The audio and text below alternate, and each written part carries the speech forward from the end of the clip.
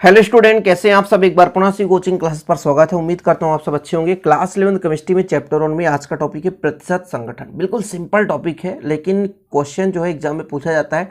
कोई भी यौगिक दे देगा और उसमें ऑब्जेक्टिव में पूछ देगा इसका प्रतिशत संगठन निकालो। जैसे हमारे पास एक यौगिक है जिंक सल्फेट है और इंटू 7H2O है का प्रतिशत संगठन निकालो, मतलब कितना परसेंटेज किसका भागीदारी, ये आपको फाइंड करना है। तो पहले परिभाषा आप समझो। किसी यौगिक में भार के अनुसार उसके 100 भागों में उपस्थित किसी तत्व के भागों की संख्या उसका प्रतिशत संगठन कहलाती है। कुल मिलाकर के कोई यौगिक है वो किसी न किसी परमाणु से मिलकर बना होगा, यानी अलग अलग तत्वों से मिलकर बना होता है। उन तत्वों का उसमें कितना प्रतिशत मात्रा है वही उसका प्रतिशत संगठन कहलाता है। कोई यौगिक मान लो, हम मान के चलते हैं NaCl, क्या NaCl ये आपका 2 है, एक हमारा सोडियम है और दूसरा क्लोरीन है, 2 चीज़ों से मिलकर बना है।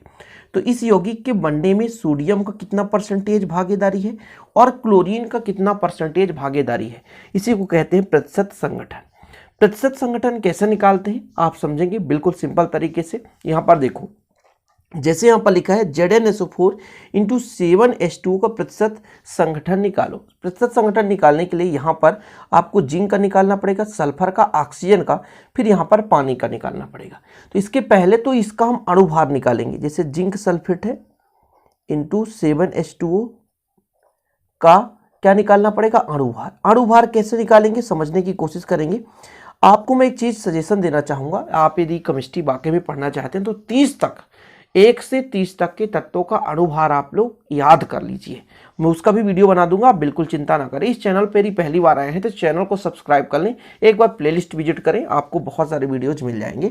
तो चलिए आगे देखते हैं मेरे बच्चों। जिंक का जो परमाणु भार होता है वो होता है 65, सल्फर का 16 दूना 32 होगा और एक ऑक्सीजन का होता है मेरे बच्चों कितना, ऑक्सीजन का होता है 16 है, लेकिन ऑक्सीजन यहाँ पर 4 है तो 4 ऑक्सीजन यहाँ पर देखो ना, 4 ऑक्सीजन है तो 16 चौको 64 हो जाएगा।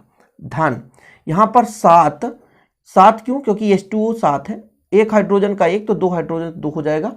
और ऑक्सीजन का कितना होता है 16 भी आपने देखा। चलो कोई दिक्कत नहीं, आगे कैलकुलेट कर दो। इसका टोटल जो मान आएगा अभी मैं यहाँ पर कैलकुलेशन करके दिखाता हूँ। इसको 65 रहने दो और 32 रहने दो, 16 चौको 64 रहने दो, ठीक है। और 16 2 18 हो जाएगा, तो यहाँ पर 18 का 7 से गुणा करो तो कितना हो जाएगा, 18 7 126, ठीक। फिर इसको कैलकुलेट कर दो, कैलकुलेट करो तो 5 2 7 और 6 4 10, 10 7 17 की 7 हो जाएगा, है ना।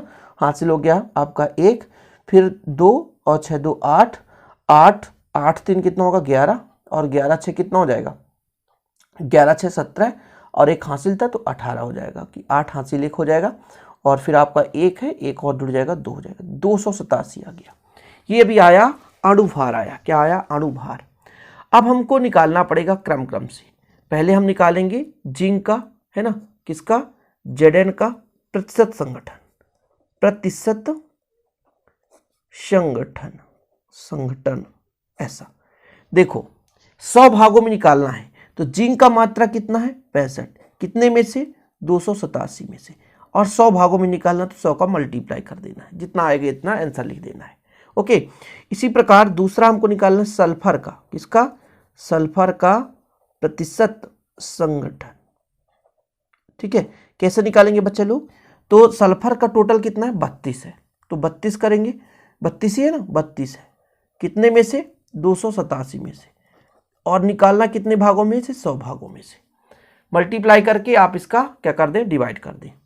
तीसरा लेकर चलेंगे हम, कौन सा, हमारा क्या था यहाँ पे ऑक्सीजन है, तो ऑक्सीजन का प्रतिशत संगठन, ऑक्सीजन का प्रतिशत संगठन, ऑक्सीजन 16 चौको 64 है, कितने में से 287 में, और कितने भाग में से प्रतिशत निकालना है 100 भागों में से, कोई भी यौगिक होगा ऐसे निकालना है। फिर चौथे नंबर में आपका H2O का प्रतिशत संगठन, ठीक है। इसको रफ्कार करना पड़ेगा, यहाँ पर मैं अभी आपको ऐसे ही कैलकुलेट करके बताऊंगा तो बहुत लंबा हो जाएगा। 126 था टोटल, आप देख सकते हैं यहाँ पर 126 था, और कितने में से 287 में से, कितने भागों में, 100 भागों में निकालना पड़ता है। इसको कैलकुलेट कर लेते हैं, तो आप लोग भी कैलकुलेट कर लीजिएगा, ठीक है। इसका जो मान आया है 22.65%, इसका जो वैल्यू आया है 11.15%।